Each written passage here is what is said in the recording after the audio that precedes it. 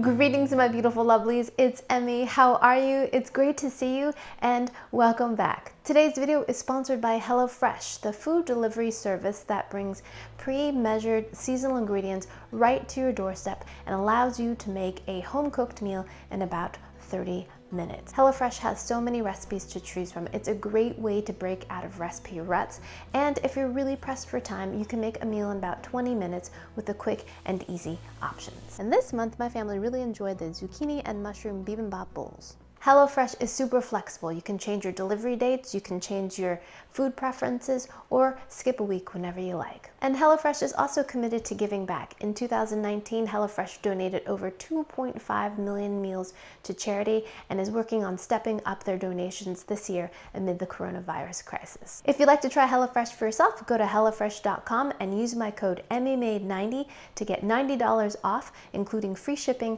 off your first box. Big thanks to HelloFresh for sponsoring this video and for their continued support. So today I'm going to be completing a video that has been in the works for about a year now, and it's all about black walnuts. So we have a beautiful tree in our yard, and every year we collect the black walnuts that fall to the ground, and through the years we found a way that works for us. So a black walnut tree, also known as Juglans nigra, is a beautiful tree known for its beautiful wood, but also these beautiful fruits. So around October, late September here in New England, our tree starts to drop their fruits. And they're beautiful balls. They're about the size of a racquetball, and they're bright green in color, and they fall to the ground. We can hear them falling on our garage. So inside that racquetball-sized fruit is a walnut, and inside that is the actual nut. Now, black walnuts have a very different flavor than English walnuts, which are the walnuts that we're most familiar with,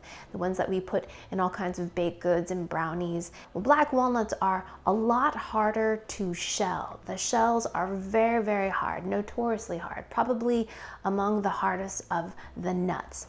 So another deterrent in the labor-intensive process that is processing black walnuts is the fact that the hulls create a very dark brown, tarry substance that stains everything. So you must wear some kind of rubber or latex gloves, or your hands will be stained for weeks and weeks and weeks.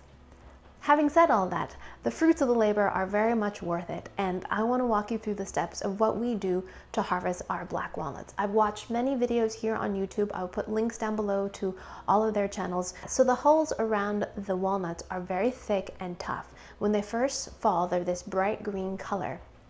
And the most popular way that I've heard of removing them is to place them on the ground and run them over with your car.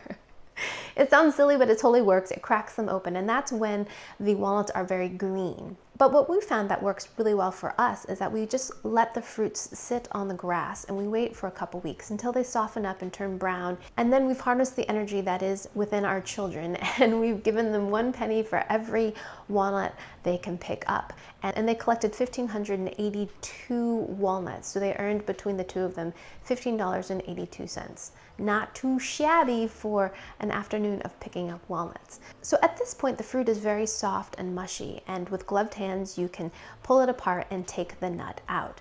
You can see that the fruit is broken down to this black tarry substance, and there's oftentimes little tiny maggots. Now, these are harmless. They will not affect your nuts at all, just a natural part of the process, and our chickens love these. So we often open them up, toss the hulls out, and our chickens just peck through all that great protein. So now you have a walnut that's covered in this kind of black goop.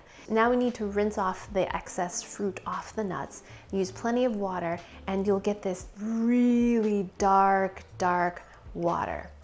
Now this is full of juglone. Now juglone is a natural chemical that is created by the black walnut tree, and it is amazing in the fact that it is a natural deterrent for anything to grow around it.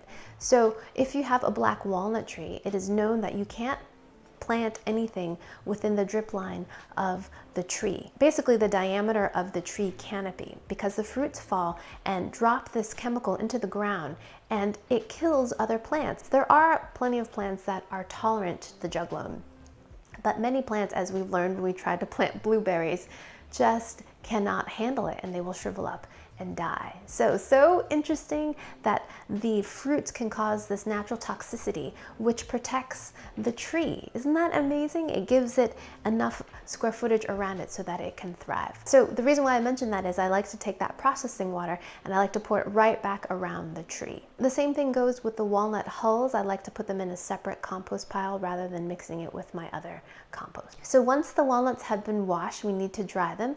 We do this for storage purposes, and also it allows the nut inside to shrink a little bit and makes it a lot easier to take them out. So we've made these little baskets out of chicken wire. The reason for placing them inside the chicken wire is that squirrels will come and nab your precious walnuts. Place them in a sunny spot, or we like to put them on the hearth of our fireplace and let them dry over a period of several days. And now you can store them long term in a basement, in a cellar. So that's how you process the walnuts. Now I want to show you how to crack them. Some people just simply use a hammer and just crack them on your driveway. Other people like to use a vise and slowly clamp them until they crack. But what I've opted for is a specific cracker, and I learned about this from Edible Acres. I will put a link down below to their channel as well. They have a great channel about homesteading and gardening, and they mentioned this tool. And this is called the Master Nutcracker, and it is marvelous. It is a marvelous handmade tool that comes from Missouri.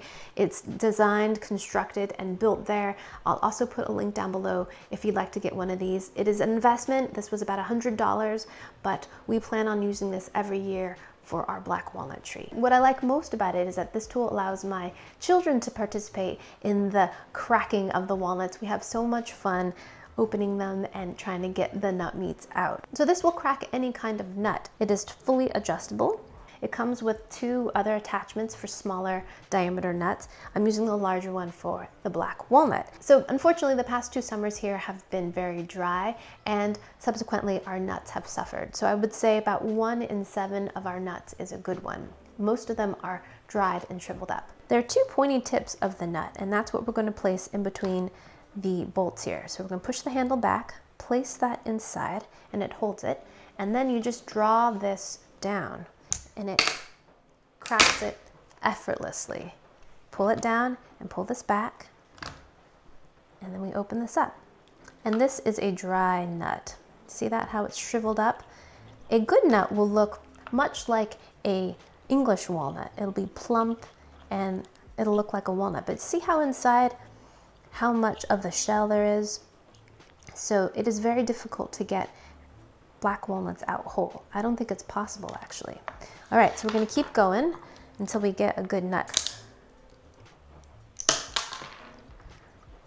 This too also is dried. Whoa, that one flew. Alrighty, there's a good one. So there it is. There's a little piece of a walnut right there. And that is what we want. Place that little quarter piece in there and just give it a little crack, just so we can get to the nut meat. So there's an example right there of one. And once the pieces become too small to place into the nutcracker, I use a little pair of snippers to get to the meat. So that's the precious black walnut. And now you can bake with them like you would any other kind of walnut recipe. But today I'm going to be making black walnut ice cream. I've heard about it, but I've never tasted it. So I can't wait to have my first taste of black walnut ice cream. But before we do that, I should just give this a little taste and see if I can describe what these are like.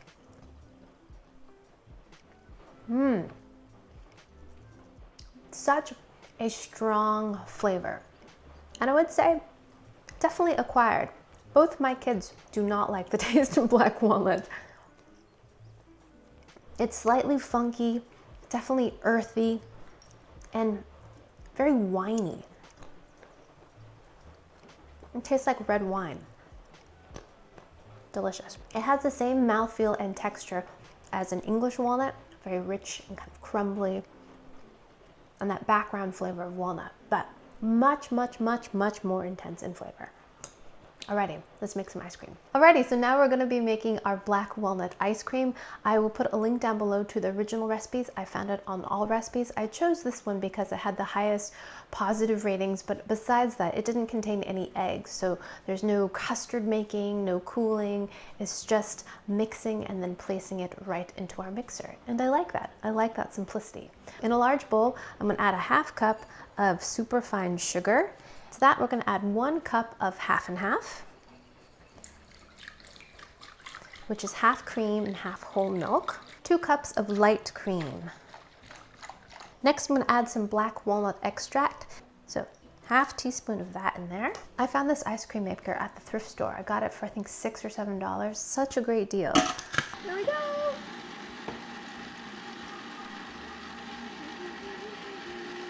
Alrighty, I'm going to move this into a separate room because it's quite noisy, and then I'll keep talking about black walnuts. Okay, be right back. So in this jar, I've got about 1 cup of our precious black walnuts, and we're going to chop them up for the ice cream. So 1/2 cup of those. So black walnuts are so useful. Not only can you use their nut meats to make desserts and ice creams, you can also use that black tarry substance to make a dye, to make ink. So I was so excited to do this, I went ahead and made my own dye. So I read about many different ways on how to make dye from black walnut hulls, and I'm just sharing you my experience. It by no means is the end all. This is the first time I've ever done it. So what I did was take the fruits from the black walnuts, nice and dark, and I just covered it with rainwater and just let them soak. In fact, I had them soaking for a year. You definitely do not need to soak your walnut hulls for this long.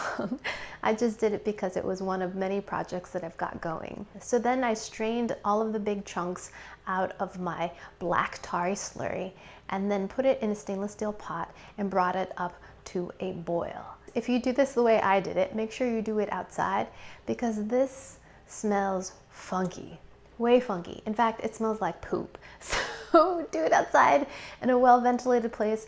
The idea is that we're concentrating the dye. I decided that I wanted to dye some napkins, so I bought some white handkerchiefs online. I washed them, and then I wanted to do an interpretation of shibori, which is a Japanese dyeing technique where you fold fabrics into patterns and then you bind them and place them into a dye. It's usually done with indigo.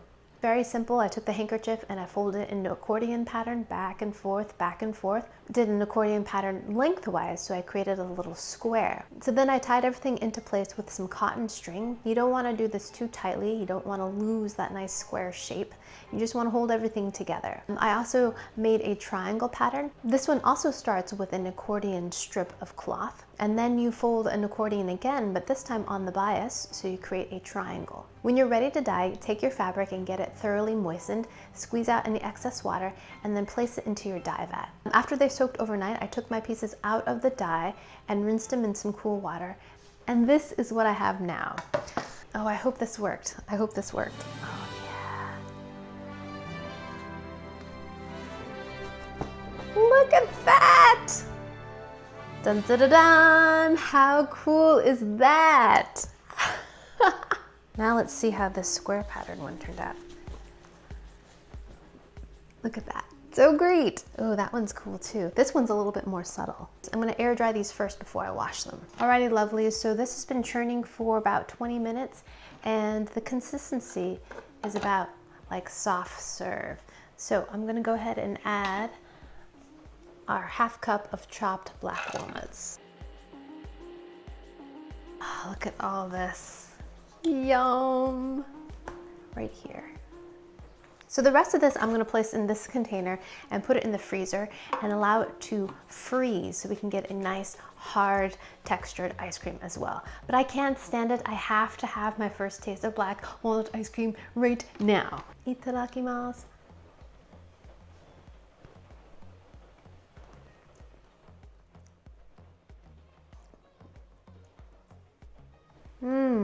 Perfect amount of sweetness. Just enough to make it taste like ice cream, but not to be cloying. The extract gives it a flavor kind of similar to buttered rum or buttered pecan. It has kind of a buttery, rummy flavor to it. But the fresh black walnuts we added to the ice cream, they're out of sight. They're definitely the star here. I love the fact that that's what this ice cream is about. Full of flavor. You can still taste the flavor of the nuts, which again is kind of winey and funky, complex. All of my lovelies that recommended that I make black walnut ice cream, thank you. You're right. I feel like a cat that just licked up a bowl of cream. Satisfied, happy, so good. So there you have it, my lovelies. Black walnuts in a nutshell. Pun definitely intended. Thanks so much for watching, and big thanks to HelloFresh for sponsoring this video. If you'd like to try HelloFresh out for yourself, go to hellofresh.com and use my code Emmymade90 to receive $90 off, including free shipping on your first box. Thanks again for watching. I hope you enjoyed that one. I hope you learned something. Please share this video with your friends. Follow me on social media, like this video, subscribe, and I shall see you in the next one. Toodaloo, take care, bye!